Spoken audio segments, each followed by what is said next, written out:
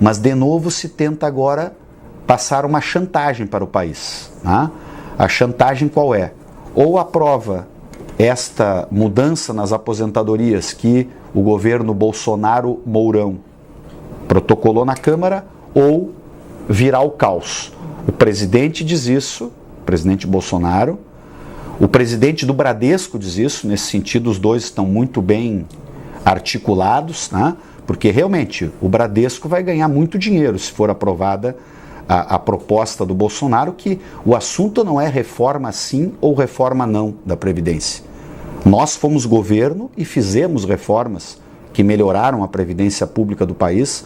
Uma foi para os servidores públicos federais, introduziu o que se chama de uma equalização, ou seja, todo servidor público federal que entrou a partir de 2013 no Serviço Público Federal, ele tem a mesma previdência que o trabalhador da iniciativa privada, até o teto do regime geral, que é R$ 5.800, são tratados de forma idêntica.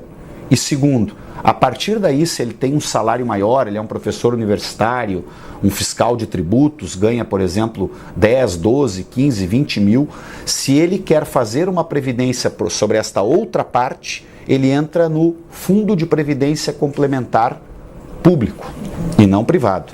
E a outra correção que nós fizemos foi a adoção do regime 85-95, que no início de janeiro deste ano foi recalibrado para 86-96. Por que este regime é infinitamente mais justo do que a idade mínima? Porque ele trata alguém que começa a trabalhar aos 15 anos, como é a maioria dos filhos de trabalhadores que começam a trabalhar muito jovens, ele trata diferente de um jovem que, por uma circunstância econômica, tenha condições de fazer a sua universidade sem trabalhar e, portanto, vai começar a trabalhar aos 25 anos. Então, quem começa aos 15 anos tem que concluir o seu período laboral antes de quem começa a trabalhar aos 25. Se todos tiverem que ir até os 65, no caso do exemplo de serem homens, o que aconteceria? O primeiro que começou com 15 anos teria que trabalhar 50 anos. E o outro que começou a trabalhar aos 25, depois de concluir a sua universidade, teria que trabalhar 40 anos. Então, o privilégio estaria neste caso. Aliás, a proposta de mudança na Previdência, e depois vamos falar mais sobre ela, apresentada pelo governo Bolsonaro e Mourão, ela não tem nada de combate a privilégios. Deste 1 trilhão e 70 bilhões que ele quer retirar do bolso de aposentados atuais e aposentados futuros, 85% vai ser retirado do bolso de pessoas que ou estão aposentadas ganhando R$ 1.000, R$ 1.500, R$ 2.000, R$ 3.000, ou irão se aposentar nos próximos meses e anos ganhando R$ 1.000, R$ 1.500, R$ 2.000, R$ 3.000.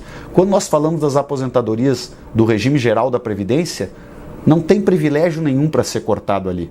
Se quiser falar sério na palavra, vamos mudar questões na Previdência para combater privilégios, a primeira coisa é dizer, nós não vamos mexer no regime geral da Previdência, a não ser que fosse uma calibragem como essa que acabou de ser feita, passando para 86,96, poderia passar para 87,97, isso são calibragens, mas não uma mudança radical como ele quer fazer, que introduz aquilo que o governo chama de nova Previdência, nada mais é do que a capitalização. Nós vamos trabalhar para desmistificar aquela que será uma das maiores mentiras que o governo vai tentar difundir em torno desta mudança, né, da Previdência do país, que é a ideia de que ela vem para combater privilégios. Não, ela vem para retirar direitos e renda de pessoas extremamente pobres. Uma proposta que propõe baixar o BPC, né, que é uma aposentadoria básica mínima para pessoas com 65 anos que trabalharam na informalidade e que, portanto, não conseguiram atingir os 10 anos de carteira assinada e que hoje ganham R$ 1.000, um salário mínimo, ela pretende baixar para R$ 400. A aposentadoria rural, a mesma coisa. Ela pretende dificultar o acesso à aposentadoria rural ao exigir 20 anos de comprovação da atividade, ou melhor, de contribuição, porque muda de comprovação da atividade para contribuição. Terceiro, ela propõe reduzir as aposentadorias de todas as pessoas que vão ler esta matéria que tu vai escrever ou assistir essa nossa entrevista. todas as pessoas que hoje contribuem para o INSS, sem nenhuma exceção, pode faltar um mês para aposentadoria, pode faltar né, ao governo que alterasse a sua pauta, né, que ele começasse com uma reforma tributária, né, que mexesse numa tributação real do chamado andar de cima, né, daqueles que têm uma condição econômica aí sim privilegiada e que podem contribuir com o ajuste do país, liberasse, né, as aposentadorias e a renda daqueles que ganham R$1.000, R$2.000, R$3.000, né, e que fizesse ajustes no sistema de previdência pontuais, né, porque a chamada reforma do século não existe em previdência.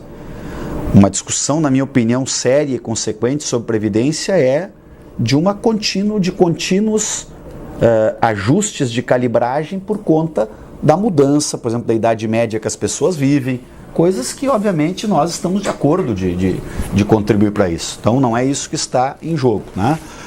O que eu sinto sobre esse embate? Bom, eu acho que eu tenho uma enorme contrariedade, né, com o governo Bolsonaro. As minhas ideias são muito diferentes das ideias do governo Bolsonaro, mas ele tem que governar, cuidar do governo. Aliás, eu acho que o presidente deveria largar o Twitter, largar o telefone da mão dele e se reunir com ministros, assessores, para tratar de problemas, enfrentar problemas, fazer encaminhamentos.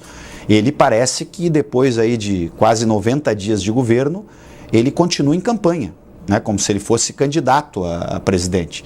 E governar o país não é andar com um iPhone na mão, ou iPhone não, vamos colocar aqui um telefone qualquer para não fazer propaganda para ninguém, fazendo pequenos filmes, escolhendo o que ele vai postar na rede social dele, como aquela postagem absurda que ele fez, preconceituosa contra o carnaval, né? Quer dizer, o presidente ele tem que governar o país, né?